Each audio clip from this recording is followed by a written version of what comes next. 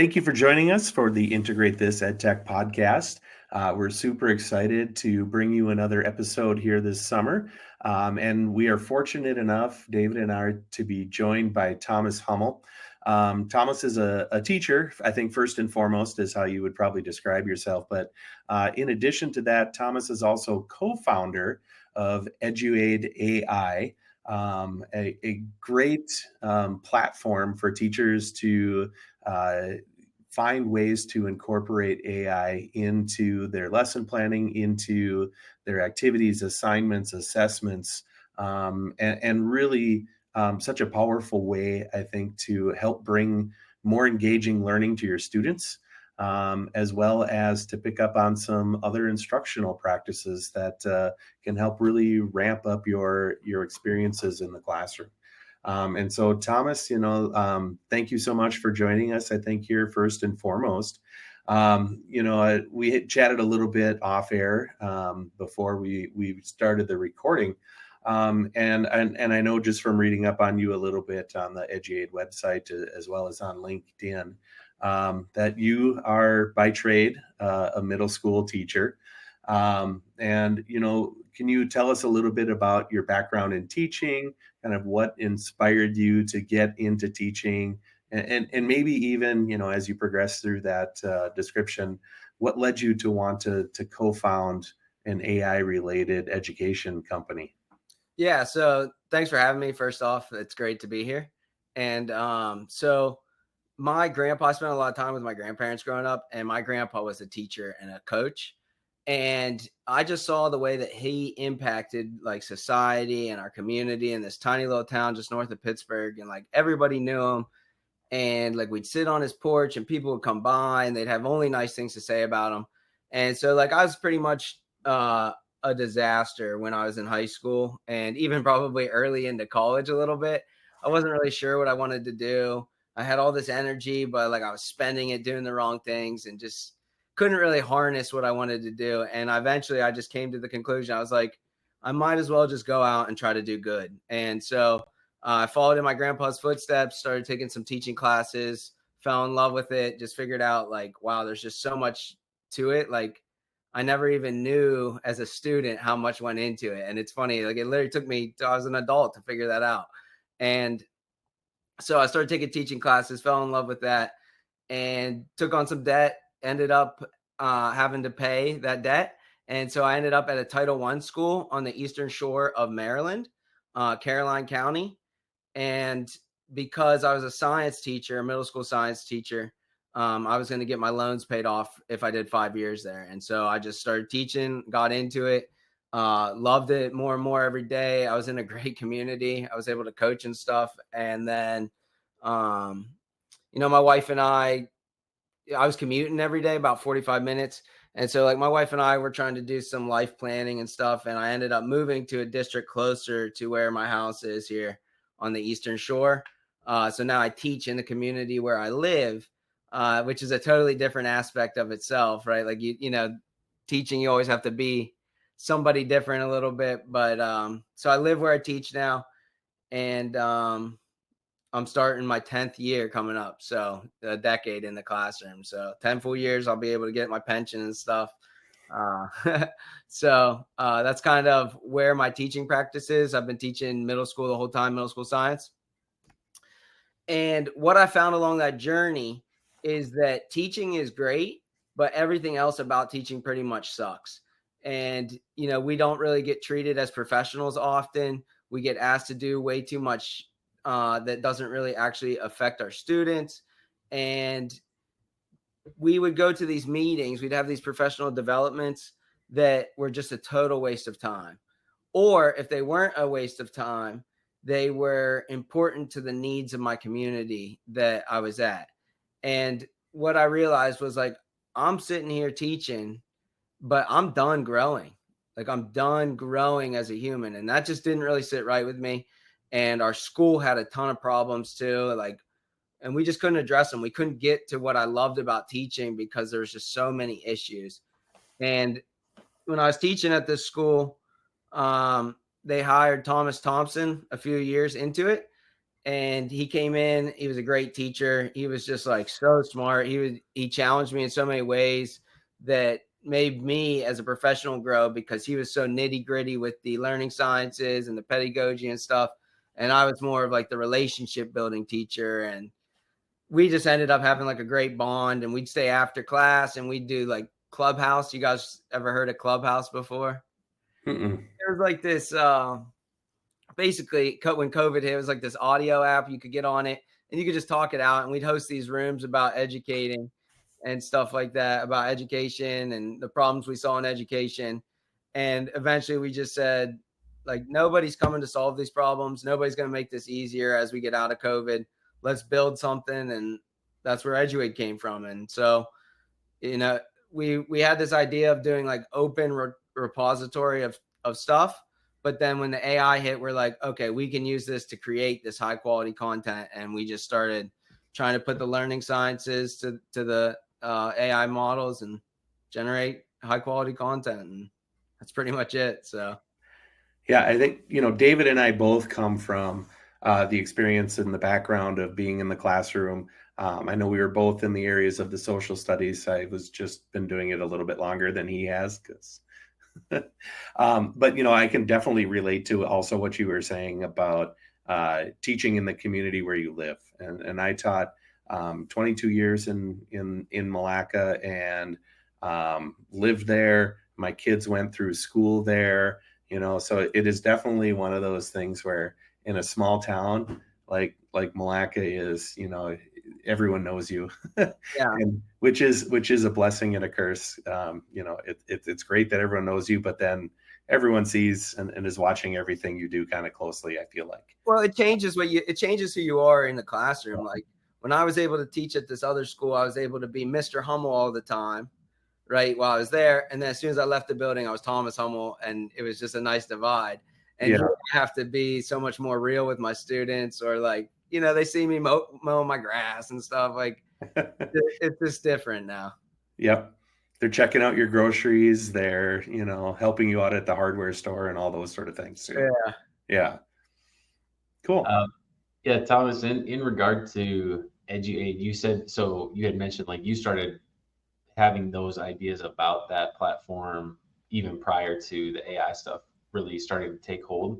What was it specifically that the challenges that you were hoping that tool would address? Yeah, like our initial thought was like, if we could supply people with better content, teachers wouldn't have to put so much work in to trying to find this, trying to scrap it together. Like I was going home and typing all kinds of stuff just so it would reach my community, so it would be specific to my students. And it just like was taking so much time, and not everybody, should be taking work home and planning a lot. And so once that AI came out, we just saw we don't even need to be sitting typing stuff out. Like it's time to just time to constrain this stuff in the ways that education is constrained. And so, and like even now, like in my school, and everybody faces this, like the cookie cutter stuff that your school supplies you is usually not that good. And it certainly doesn't reach the needs of all your students. And it certainly can't be followed to fidelity every day as a teacher. It doesn't work like that. No teacher in the world will tell you, I follow this scripted. You have to adapt things to your students. And I think that was like sort of the gap that we were trying to fill there. Right. And I think it's kind of always been that way too. I think some of the planning books that you would get from a textbook company back in the day with, hey, you should do this part with this activity out of this workbook. And then if you want to do an extension, you try this thing over here. But, like you said, you talked about how relationship building was an important part of the way that you teach as well.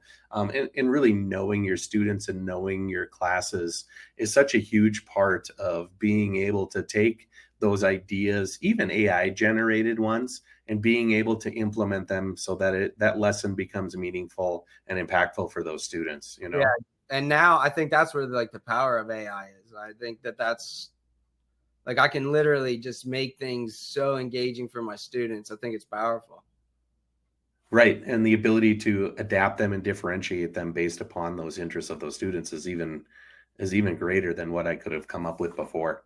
Definitely. You've been talking here a little bit about some of the challenges. Would you say that the primary mission of Eduaide then is to help teachers, or what? How do you guys describe that? Yeah, I mean, right. It's hard because we are just a couple of teachers. So like we've had a bunch of different sales slogans and different ways of trying to get the message across. But what we do is we try to save teachers time and create higher quality lessons. So there's a million different ways to say that, but that's really it. Is like we try to give teachers the ability to use their professional judgment to pick from a suite of tools and generate content based off of that professional judgment of picking what they need when they need it. Thomas, in your view, and maybe even, kind of base it upon some of your practical experience in the classroom as well. How do you think AI should complement without overshadowing the role of the teacher in the classroom? And, Yeah. and does the technology behind that help serve educators rather than dictating the pedagogy you have to follow? Yeah, I think that that's sort of what I was just getting at a little bit with that last point. But I really worry when we as teachers lose control of things because everybody thinks that they know how to do it best. And that mentality, that sort of top down, like the school district or whoever is telling you how to do your job, is certainly not a good way to get buy-in. At the least, I would argue that it's not effective at all. And I could go down a list of XYZ, but I'm a little cynical. But at the least, we can all agree that it doesn't help with buy-in with the amount of teachers leaving the profession, right? And how hard it is to fill those jobs. So this idea that of giving up any more power as a teacher is really concerning to me when it comes to AI. And so, for example, if I let the AI do or dictate the path of the student, where is my professional judgment coming into that? And should I even be offloading that as a professional teacher? I would say no. And so what we've done with Eduaide is we've tried to buy into the idea that teachers are the professionals and that if you give them the tools that they need, they will make the professional best decision for their students. And so, for example, my students are in 7th grade.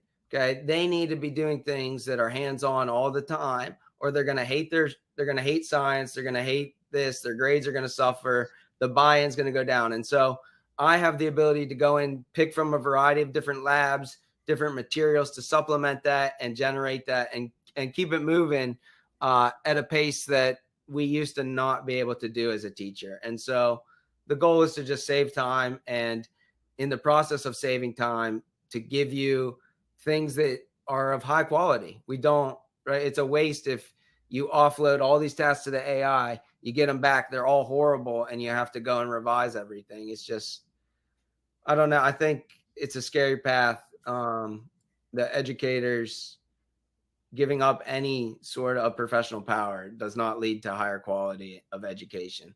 Like, we're teachers, we're the professionals. I just think that anything other than that makes this job really unbearable sometimes. Yeah, it's an interesting point that you made, because a lot of trainings that we've done and working with educators, like the one thing that we continue to reiterate is that you have, like, just because the system can spit out a lesson plan in 5 seconds doesn't mean that the lesson plan is actually quality, and it takes the professional in that content area to actually examine the lesson plan and figure out like what's usable, what's not, what actually matches what they're doing in the classroom. Because a lot of times too, like, you might be covering a unit or a lesson plan, but there might be parts of that lesson plan that an AI would spit out that you didn't have time in class to teach the students. And so there's like a lot of things that come up there where I like to have those conversations with teachers, because it's just, reinforces the idea that like, this isn't going to replace you. Like, you have to still, put in the work and determine whether it's actually worthwhile for your students. So exactly. And that's where you get back to, like, if your school district has this framework of stuff, there's a prior knowledge and a scaffolding that goes into building upon that every year, that if you just generate with an AI, it has no freaking clue.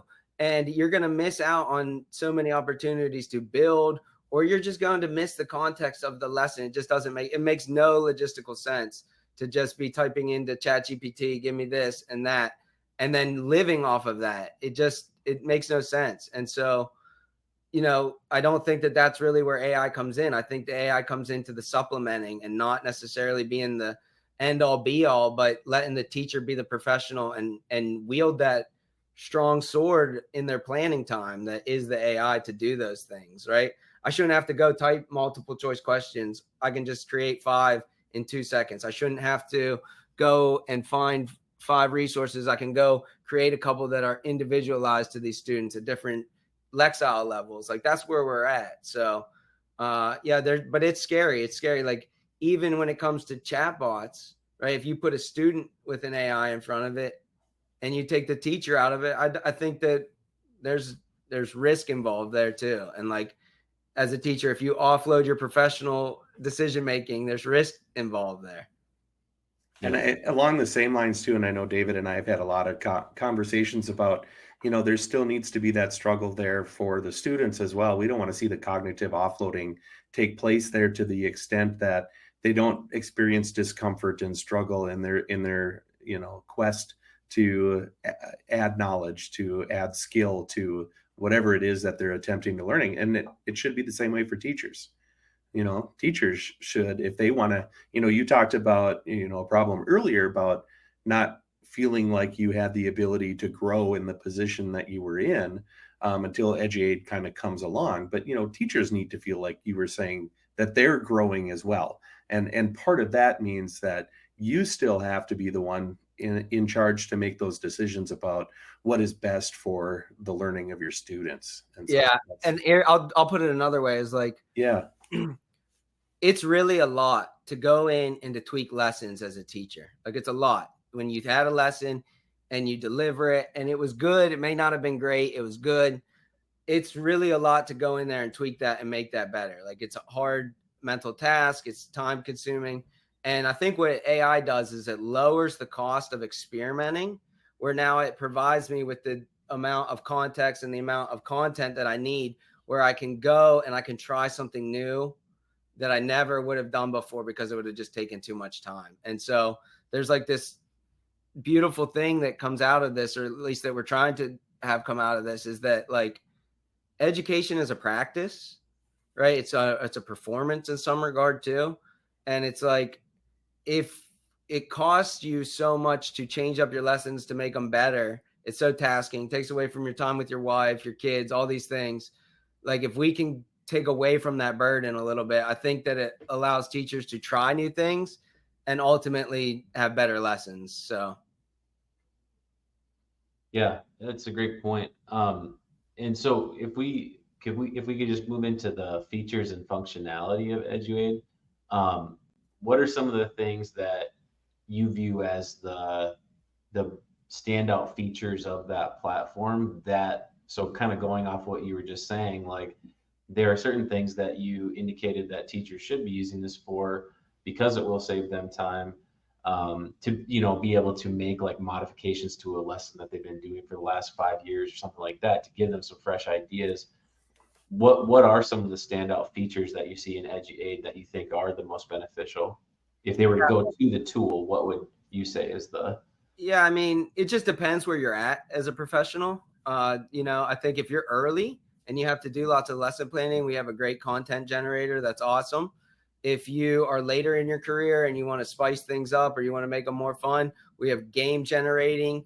If you are a language arts teacher and you want to do, and you need to like get more feedback on writing because you're falling behind, like, we offer that. And so it's hard for me to generalize that because each teacher does so many specific things on how to do it. But I would just say what stands out for us and what we're trying to do.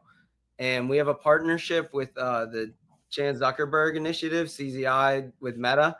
And we are trying to test the quality of all of our generations and to ensure that they meet the linear path of a student. So like, a student in first grade has a certain level, that a range that they're working in, and that our AI is generating stuff that is specific to that grade. And as you track through that, we're reaching that linear path of like a child's development, right? And like nobody else is really testing it to make sure like that their stuff is going that way and on that track. And so I would say the quality of our content is often the best, is one of the best anyways. We try to. That's something that we're really focused on.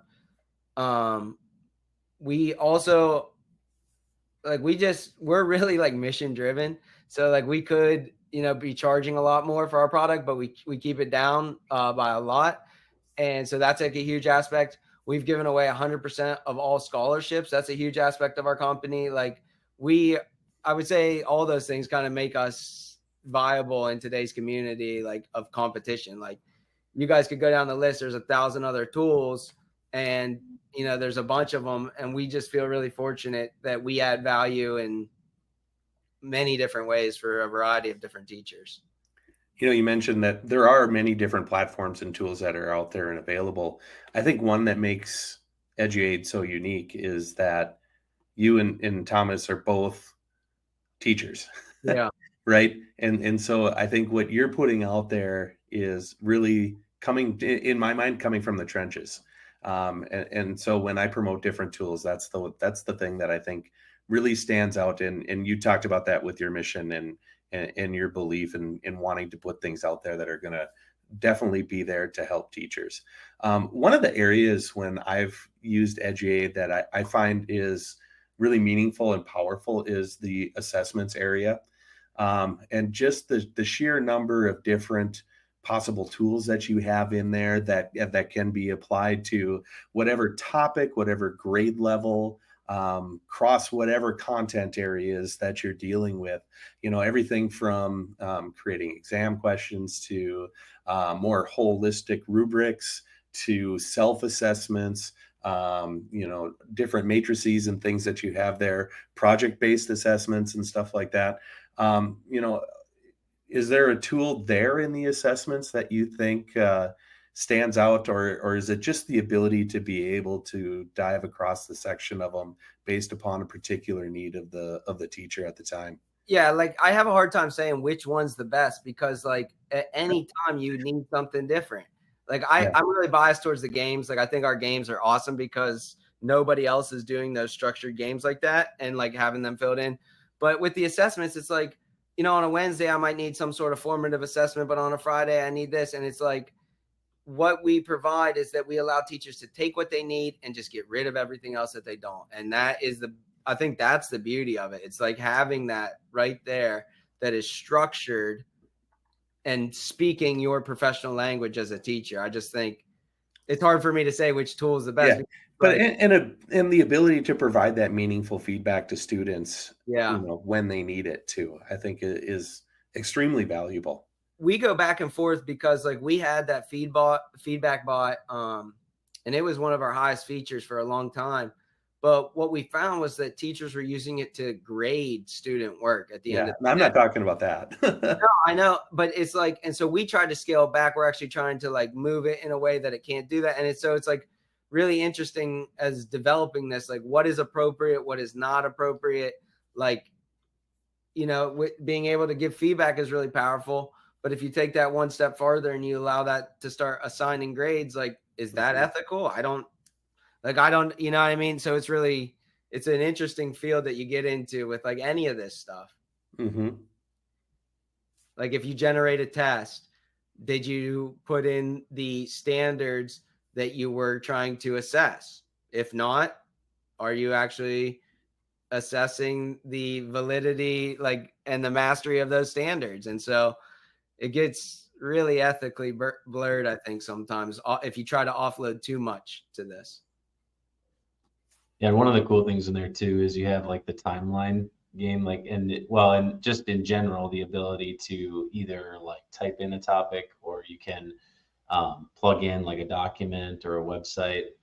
Is there any like really cool timeline ones that you've seen, or I don't know if you have an example off the top of your head, but just kind of curious because that one. Yeah, I think that's a Thomas Thompson. It's funny. It's like some of these tools are mine, some of those are his, some of those come from feedback. A lot of them come from feedback from our users. But he, when it comes to like, it's funny because we test these and we'll do these in meetings and stuff like that. And he always will be doing like World War II, and we'll be looking at it and we'll be trying to like make sure that it's giving good content. So I think anything around the wars is really interesting, just kind of because as you look back in that in history, like those are sort of there's like landmark events. So it makes that a little bit of a more useful of a tool, I would say, in that regard.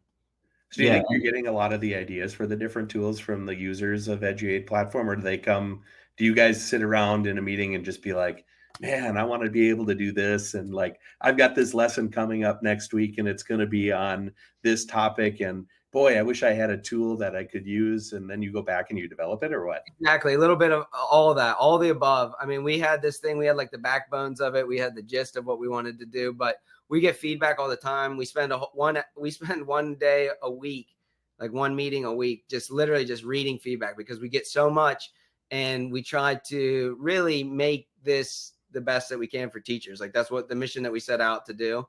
And so we're really committed to that. Thomas Thompson, he ended up quitting his teaching job. So he pretty much just reads all day, reads like scientific, like educational science, literature and stuff like that. So he'll come up with all kinds of crazy different things, and he'll come up with ideas that way. And then one thing that I think that I bring is like, I'm usually the first teacher in the building. So I do some planning in the morning. I just had a son. So like I tried not to bring too much stuff home. I get up and grind and get it done. And so I'll be there in the morning trying to use Eduaide to like enhance my lesson for that day or something. And when it fails, or if it comes up short, like I'll blow these guys up at like 5:30, 6 o'clock in the morning. Like, hey, this thing needs fixed like ASAP. And like, we're on it. We just try to, I'm trying to build this into my actual practice as a teacher. So it's funny, is like some days I'll wake up and I'll just be pissed because like we came up short. I'm trying to do a lesson and I have to move over to Chat GPT. This is wrong. Like, why are we not having a better product here in that regard? So it's funny. Yeah, that's interesting too, because I was going to ask, like, this is a kind of a sidebar question, but you going in and trying to like tinker with it because you actually want to use it during the day. Have you had what has the reception been like, or like conversations been like at the district you're at when you're talking about Eduaide, like with educators that are actually at your school and stuff? Like, how has that been? It's super weird because like for a long time I was trying to be like under the radar a little bit because, like you have your teaching job, and then this is technically a job too, like outside of my teaching job. So I was trying to do that, and then like some teachers found out and thought it was really cool. And so like I had like my neighbor teacher, she's actually on our board of advisors because she's just like so brilliant, teacher of the year kind of person. And so she kept it under wraps for a while. But like we had CBS that wanted to, this was like a year and a half, almost 2 years ago. We were like one of the only tools.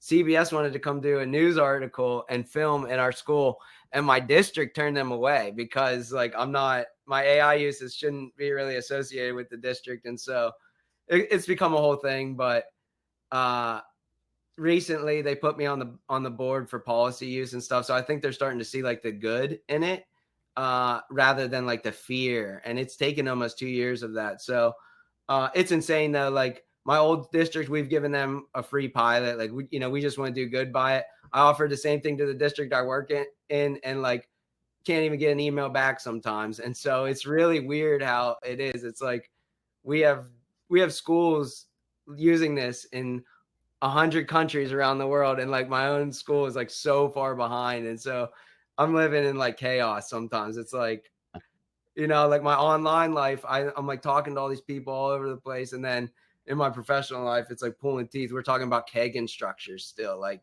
from the 70s. And it's like, it's crazy how schools work like that. Yeah, that's interesting. That's the dynamic that you have right now. Oh, I know. It is. It's something for sure, because it's like, it's not common. Like you don't see, nobody knows. It's not their fault. It's not my fault. It's like, they don't understand, and so like, here's something that's funny is I just went over to the Maryland AI Education Summit, and I was a presenter there, and not a single person from my school district was at this free summit. And so it's like I'm over by DC and Baltimore making a big impact where these schools are already well funded. I had like these pack sessions, like I gave away free Eduaide accounts to all these administrators, told them like call me and stuff. And then you go across the bridge and now there's all these Title I schools where I live and stuff. And it's like nobody even came over there to learn. And so there's a huge discrepancy. And that was a huge takeaway that I had, is like, I'm really fearful that this AI stuff, the digital divide, is going to get even worse. It's like, fear cannot cause paralysis in this moment with it. Like you have to embrace it on some level. You have to lean in at a district level at some level, or you're going to get left behind. And it's like, I don't know what that looks like for you or your community. I'm not here to tell you that, but it's not going away. And to be, I think it's negligent to not be leaning in on AI in some front this summer. Yeah, and I would agree with that completely. And I think that's where like leadership is so important. And because, if you don't have the people at the top saying like this is important, it's kind of trickles down from there, and you have a disadvantage among the teachers and then ultimately the students as well, right? Do you think that's what it is, or are we just at a point where like our schools are just doing so much and providing so many needs that like, can they not embrace the next thing? Like, have you ever thought about that? Yeah, I guess I would say it's a bit of both, because in my own experience, I think that there are some that there's definitely time issues, and I know it probably varies by state. So we can only speak to Minnesota for our example, but like I know in Minnesota, we've had the READ Act. And so we've had teachers spending the last 3 years now going through the science of reading. Yeah, they're going through that training. But I will say, even with that, there are superintendents, even though that's been going on, there's been superintendents that have reached out to get training on AI very intentionally, but then we have some that I think have avoided the conversation. So it's probably a bit of both. I mean, I guess that'd be my opinion. But. Right. And it's right. Like, what if all the sales pitches of some of these companies like are true, right? They do come true and they do enhance education so much, and you don't make a move as a school leader, right? And you're already behind, right? Mm-hmm. Like you're already behind. Like the districts that I've taught are already in the bottom 20% of the state. And it's like, I just don't understand. I just have a really hard time understanding how we can get to a point where there's this next thing that has some hope, and that we're not leaning in on it a little bit harder. It could be one of those things, if you want to talk about like in our area, you go back even 10 years, it's rural broadband. Yeah. And not getting districts and people in their homes connected, to high-speed internet so that students could even do their homework at home. Then you hit COVID comes around, right? And then that just accelerates that divide even greater. And you've got schools that are trying to provide wireless hotspots that can be used in their homes, and they're checking them out to kids, or, like I remember stories when I was teaching during COVID, and families that would drive up and they would park behind the school building close enough to get on the Wi-Fi of them. And that was just crazy. And now you're talking about AI. And if you have those same districts that aren't making steps towards, implementing some sort of guidance or policy towards using AI, how that's just going to leave them even further behind. Right. And I'm not sure what the solution there is, but I mean, I think it's definitely something that we should be concerned about, is that if it's going to be something that's going to increase that AI divide, what do we do to try to shrink that, Yeah, I get very concerned about it. And like, it's easy to be hyperbolic, like AI's doomsday, but I just think there's going to be so many real world implications of this. And I just think we're not on steady ground. Like, education itself is not on a great foundation right now coming out of COVID. So it's interesting. Yeah, even just from the career aspect, right? Like teacher or students that are going into various careers, like have at least being involved with what's going on with AI so that you can relate to your students like what can be expected as they leave school, which is an inevitability. So Yeah. it's like how you could not have that as part of the forefront of your mission is, I think it's very important. But one other question we had just about the features and functionality of Eduaide with the, and this kind of gets more into like diverse student needs, but how does Eduaide support differentiated instruction to cater to students of varying needs? Yeah. So, I mean, again, like we just try to provide teachers with the best tools. We do have one click differentiation, which allows you to like scaffold the text up and down in the chat menu. So that's nice. And translation, same thing. You can translate things with AI like instantly. You don't have to go over to Google Translate. You don't have to do that. And so, like, I feel like you have the opportunity to really meet students where they're at there and to pull them up to the level that they need to get to, or to push students. I think something too, like a bigger thing in education, like we don't push students that are higher students that hard anymore. And I think that there's an opportunity to do that with AI. So that's how we try to set it up, is that at the end of the day, nobody knows the students better than the teacher, because the students are sitting in front of them for a minimum of 45 minutes a day, probably an hour and something a day. And we just believe that, if you give the teachers the ability to scaffold text, to create content, to translate, to do the things that they've been asked to do for the last decade for students, which has been impossible to do. I think that's how you're going to get there. That's how you're going to meet the students and get them what they need. Right. And, when you talk about students here too, and, I'm assuming Eduaide does everything they can to protect student data privacy. Is that a big issue for you guys, or do you think you've kind of dealt with that and now you Yeah. can focus on other responsible use of the platform? Yeah. I mean, huge issue, right? Like students under 18 or under 18, I think it is, or to 13 can't even use ChatGPT or Anthropic if you go into their privacy use, or if you go into their terms of use. So it's really interesting how some companies are going student facing on top of those models. It's like a huge concern for me. Like, I don't really understand how that's happening, but what we set out to do was to only be teacher facing. And so we don't collect or we don't encourage any student information.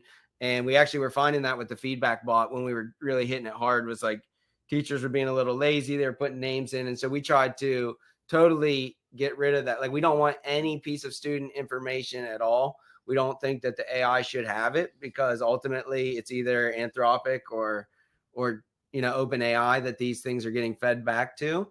And, so we could do bots. It's not that hard to do, to build like chat bots of Abraham Lincoln and all those things on top of, and have student rooms. But I just really, really don't think that that's ethically appropriate. I think it is misleading to students too, right? You tell them that they're talking to Abraham Lincoln.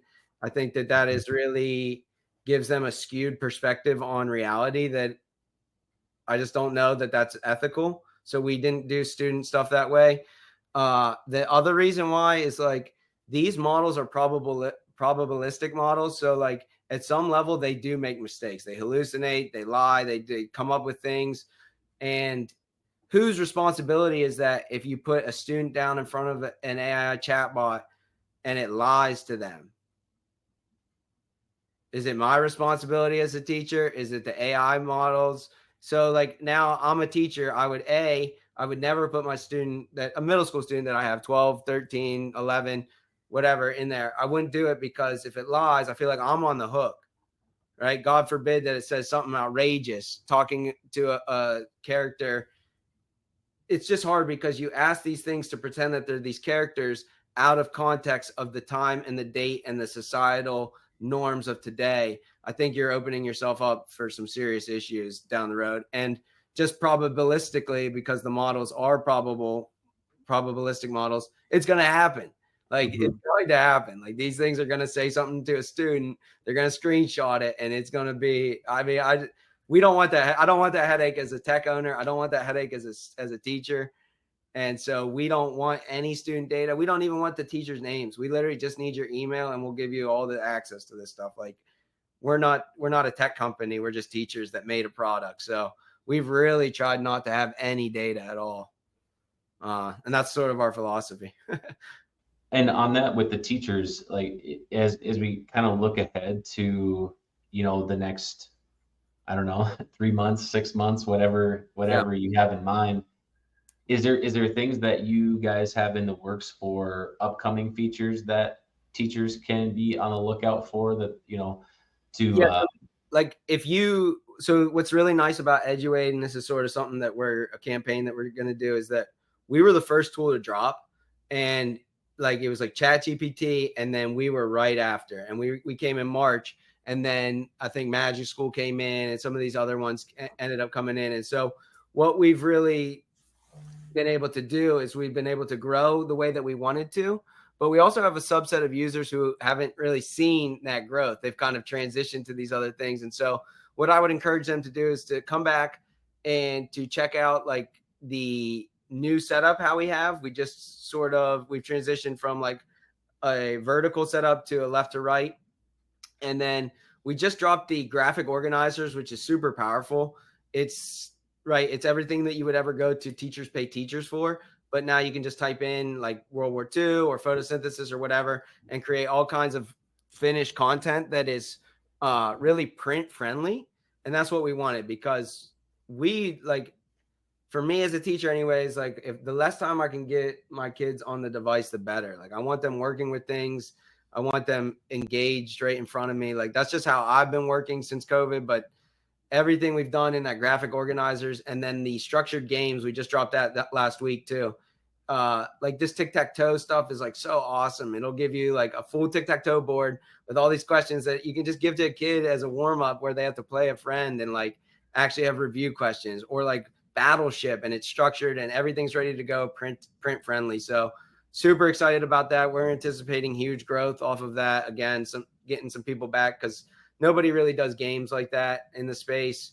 And, we're just trying to find ways to remain relevant as a company, but stay grounded to the ethics that we believe in too with this AI stuff. So that's kind of where we just dropped graphic organizers and games. So I wouldn't look for anything new here coming into the fall or anything like that. We're trying to push that really hard and trying to get some users back. So. But that's great. As you're gearing up to the fall, if you're that classroom teacher, knowing that these are tools and options available to you, I think it's definitely worth some time, even during your summer, carve out a little bit here and there, or, as soon as you get back to those workshops in the fall, to definitely give those some exploration. Do you have like any future glasses, right? Looking a little further down the road, can you see in your mind's eye where education is going, and maybe even the role of AI in the next, as this group of students passes through and the next one kind of keeps coming along? You know what I mean? I don't know. I mean, I have like a doomsday bad vision, and I have like my utopian vision. So I don't know. I could give you a little bit of all of them, but I would say something that I hope that doesn't happen, where I think the highest probability of something happening, and this is like in the future, but with AI, is that this alpha school in Texas, they're getting ridiculously good test scores. And so like these kids, they'll be on an AI model for 2 hours a day, and then they do life skills the rest of the day.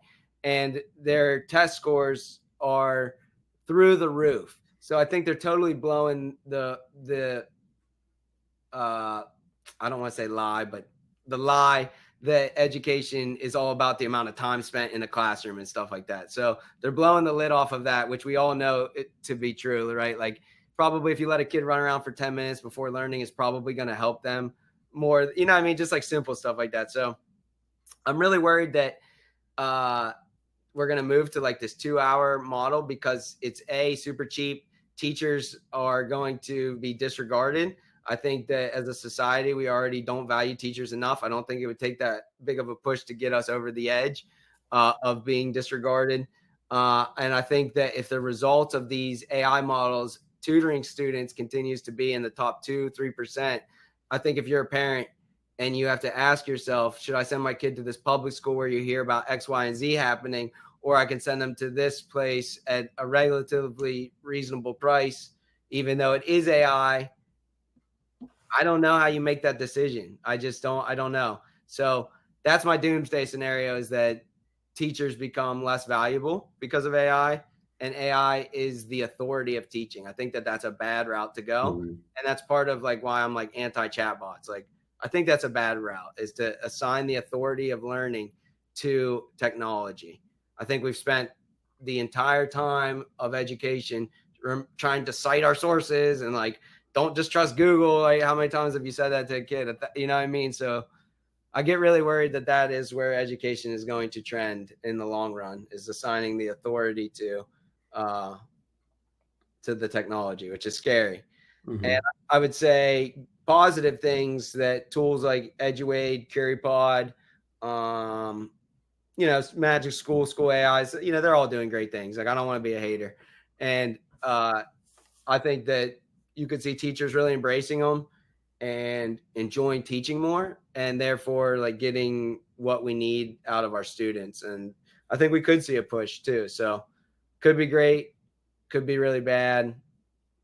I think that if we let investment money, and we and we give up powers of teachers to dictate what the direction that we go, I think that that's a dangerous path. Right. So hopefully it lands somewhere where you've got a highly qualified teacher with kids who are ready to learn, and you've got these tools that can do nothing but either to accommodate or to help accelerate their learning, right? Totally. And here's, this is going to sound horrible. I don't know, but we're already hiring people who are not qualified teachers to fill the room in classrooms. And that's the reality of it, is we can't even find enough qualified teachers.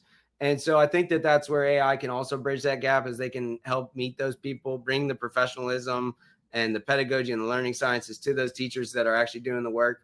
But we just need good people in front of teachers at this point that are going to help kids grow as humans, and help them grow as academics too. It's like, I think education, we're like, my school, I spent this whole year planning for a class that we couldn't even hire somebody for. Like, that's where we're at. Like, Mm-hmm. right. I think like 60% of all buildings have staffing needs. Like, that's insanity. Like, so That's definitely the same around here too. it's everywhere. It's nationally. Yeah. And we don't value teachers as a society. Like, I've seen a big shift just in my own world. Is like, you have an issue with a kid or something happens, like, does the admin or does the teacher, or the parents, do they even trust the teacher enough that they can help that kid, or is it become an issue? And it's like, teachers don't want that issue, and like, admin doesn't want issues. So we have a hard time even helping. We're at a point where it can even be difficult to help kids because the perception of teachers is so poor. And that's where I really worry about this alpha school stuff. Like, I think that it's cool. I think what they're doing is cool. I think all that, this like 2-hour learning, I think it's cool, but I don't think that education has a huge leg to stand on anymore. Like, we have been trending in a poor direction almost my entire life. Yeah, and it's interesting too, just to hear you talk about like the exodus piece of it as well. Of students, like if parents are deciding like, well, you have these chatbot options that are tutors essentially, that they could work with these. Obviously, one huge component missing there would be the social element, right? Like, if you go that route, obviously there is some downsides, because that's But one. let me ask you this. I mean, if you surveyed a kid, and if you surveyed a kid and you asked them, where do they feel the most themselves, they're going to tell you online. Yeah. Right? That's where they feel the most themselves. So I don't know how far-fetched it is to say, here, do this in your room and then go play some games with your friends online, and then that you're going to lose any more social. Like, it's crazy. Like, my school this year, we're going to lock down their phones trying to help their social skills. And I just think it's like, is that the right path? I don't know. I don't think any of us really know. Like, I don't think we really know what these kids are going through and how they even view themselves in this world in this time. Yeah. Yeah. It's an interesting time for sure. Yeah, it is. And it's tough to be an educator, and it's tough to help teachers, and it's tough but somebody's got to do it. Like, we can't let this whole system crumble, you know? Right. Yeah. Yeah, it is tough to be a teacher. It's also tough to be a teacher and also a tech entrepreneur at the same time, right? So how would you say that you balance your responsibilities between those two things? And you got a newborn, you mentioned, so Yeah. it's kind of a whirlwind for you right now, I'm sure, right? Yeah, I think I do all of them poorly. That's probably my wife's assessment on that right now. So yeah, I'm just trying to do the best I can, trying to help as many people as we can. Just, if you hit us up on Eduaide, like, we just try to help. Like, we have the system trying to basically run itself. If you can't afford it, let us know. Like, we'll give it to you for, like, we're just trying to make a difference. And like, I kind of try to bring that presency to everything I do. Is like, if I'm doing it, I'm going to do the best I can. And we're going to leave it at that. Right. Along those lines, being in these couple of different worlds, what do you think has been the most surprising lesson or thing that you've learned, either about yourself or about, education in general? Yeah. About myself is one, as I do all this stuff, I realize, like, I really had way more time when I was younger than I thought I did. And it's like, holy smokes, you spent a lot of time doing XYZ. Not that it was bad, but it's like, when you really embrace the grind, it's like, you really have a lot of time in the day. And if you get up a little bit earlier, you stay up a little bit later, you can get a lot accomplished. As far as the education space, I would say that something that surprised me is how many teachers are out there that are truly committed to being their best selves.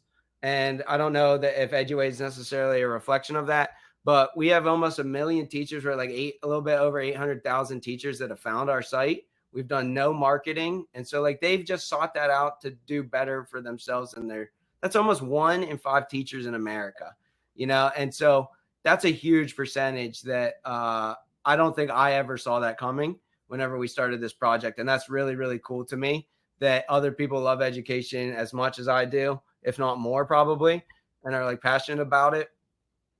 And on the EdTech like side, something that stood out to me is that, this is going to sound horrible, but I'm just going to say it. Like, we are where we are not because we don't have the ability to do better, but because the EdTech community is really not geared up to put the best quality in front of teachers all the time.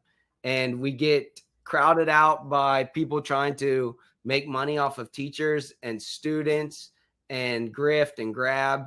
And it really, I see it.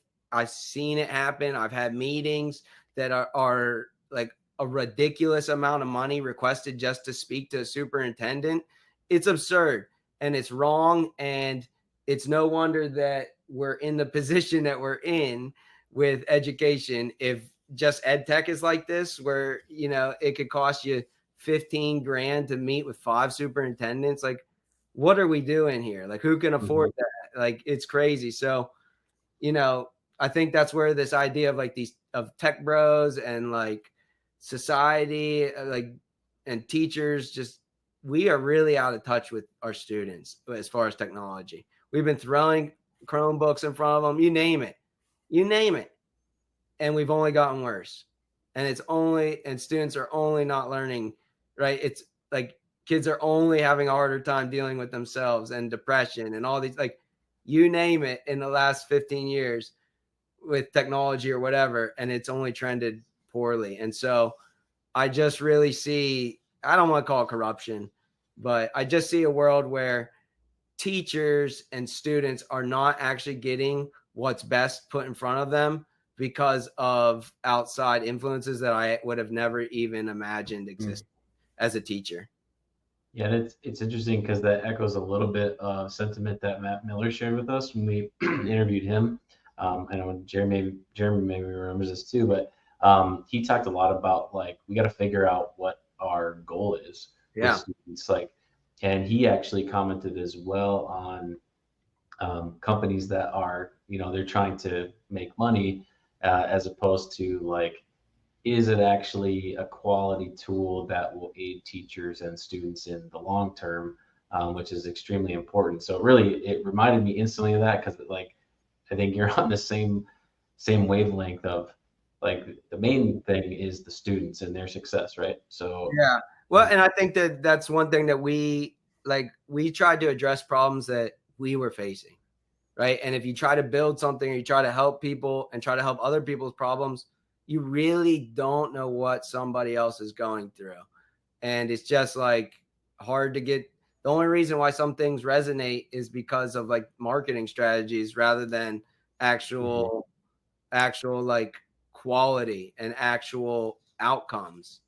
And that's concerning, right? Like who's put like as a teacher, I'm trusting in the district that I work in and the people who are vetting these things to put them in front of me because I think that they're making their best professional decision when that's not true at all. They're just getting like nice t-shirts and stuff and then they put that, and that's really, really concerning. Like you're poor students, like you're poor, like, you know what I mean? And as someone who just came back from ISTE too, I can picture many of those companies that you're probably referring to without naming them.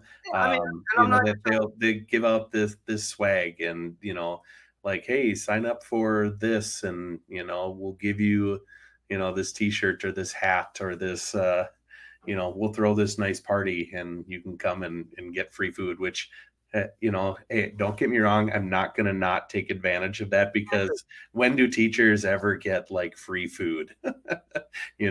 exactly, but exactly, and that's what kills me is that teachers are such a vulnerable population of people because they're not paid enough that if you offer them free things, they're going to take them. And so it's like, it just is really crazy. Like we did this giveaway one time where we did anybody who comments their Amazon Prime thing, we're going to get it. It went insane. We spent like so much money. Like instead of doing the meeting with the superintendent, we just gave it back to teachers. And it's like, why is nobody else doing that kind of promoting? Like what, like, because that their teachers are not like, they want the district people to come to their meeting, so it's interesting. And it's just like, I love those. I love a lot of the CEOs of these other companies. I think they're great. I think they're trying to help teachers, but I just think like the whole space in general and the ethos of how we get things in front of our students and our teachers is just fundamentally wrong and fundamentally broken. Like, let me ask you this. Have you guys seen an evaluator of the outputs between School AI, Brisk, Magic School, Eduaide, Diffit? Have you ever seen something like that? No. No, because nobody's doing that. Like, right? That's what we should be doing is we should be evaluating them objectively and then having that promoted to the schools based on that rather than the companies getting direct access to superintendents because they have funding. And I think that would serve us better if we had a governing body or somebody who's just able to verify the claims that are out there about things. Because if not, it's just like when somebody learns something, it's hard to unlearn it, right? Like the next cool thing's going to come out, it's going to get shoved in front of teachers' faces, and then like, what are we going to do? It's going to get stuck. Like, right. I mean, my school district has 100 tabs of things that nobody even uses. Like, it's absurd. Yeah. It's kind of interesting, and it's to watch because obviously the EdTech space is not new, but the AI space is. For right? sure. And so everybody's trying to like figure things out while trying. Like Jeremy and I have done some sessions on the foundational concepts of AI, like learn how to actually use the AI effectively first, and then that will lend itself to any tool that you want to use. But the tools get shoved out there so quickly that it can be overwhelming. Yeah. Did you guys see Google? you see Google just put out those educational courses this weekend at ISTE. That'll be a great resource for you guys to help like go through and pick out things that you like for your teachers and stuff, I think. So, teaching them that. But, the original thesis of Eduaide too is like we wanted the teachers to save time and stuff. But I really never thought that I'd sit in a PD and learn how to appropriately prompt an AI model. Like, who's going to show me that? Right? Like, who's going to come to this cornfield school on the Eastern Shore of Maryland and show me how to prompt this to get the highest quality content that aligns to actual educational needs? And I was just like, this is never going to happen. Like, we have to do this. We have to do this work. Like, and so that's sort of, an original thesis of where this came from. Yeah. Right. And that honestly is something that we try to do, but we know we're not getting everywhere. And, this is like, but through products like yours, through maybe a podcast such as this, we can get those messages out to people. Exactly. And that's great. Like, I'm not like the work that you guys are doing is so important because at the end of the day, a teacher and a student shouldn't need tools that are built on top of models to make them work more efficiently. We should be able to interface with the model and interface with it appropriately and naturally, that it becomes a seamless part of our lives, because that's where it will be. Like, that's where it's going. Like, how many Uber drivers now that if you go somewhere are just talking to their chat GPT, like it's unbelievable. It's unbelievable. Like, and that's so much more natural than getting on some frivolous tool, whether it's whatever, Eduaide with 100 different suite of things. Like, I just think, like, we're just trying to bridge that gap. We don't know, there should be a time where there's so many teachers that are AI and AI savvy and AI literate that they don't need tools to do this, that they can do it themselves at a higher quality. Right.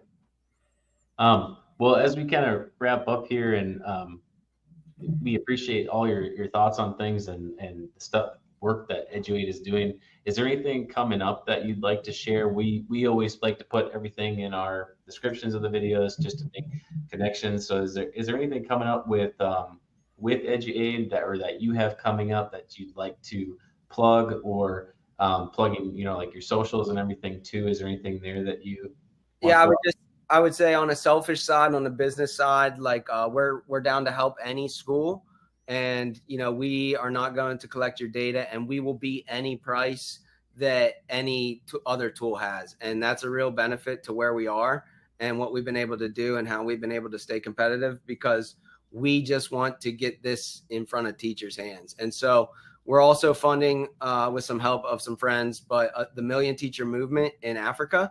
And every single person that comes out of that graduating class, or those graduating classes, if we get their email through, our chain of people, we're giving them free Eduaide for life. So, it's really awesome how much we're able to do, how much good we're able to do, and, maintain a product that is alive and functioning. So nothing really to look forward to as far as events, just school year's coming up. If you want to help your teachers save time and create higher quality lessons, let us know. If you guys have anybody in your personal eco and network or whatever that you think that they could benefit from, just send me their email. I'll give it to them for free. Like, we're on a mission to help teachers everywhere. So that's it. Yeah. And you're on LinkedIn. We met on LinkedIn. And so I don't know if you're on anything else, but yeah, our company's on all kinds of stuff. Oh, let me tell you this. We're doing giveaways in our Facebook community all summer. We're giving away $100 to a teacher every Friday. So if they want to join that group on Facebook, it's the Eduaide Educators. And we literally just give away $100 to a teacher who comments one thing that they enjoy about their summer break every Friday throughout the summer. So pretty fun thing to do. We like doing stuff like that. We like, really taking care of our teachers and trying to give back that way. Cool. And we'll make sure we have that information in the description too, so that teachers can access that. Cool. Thanks, guys. This was awesome.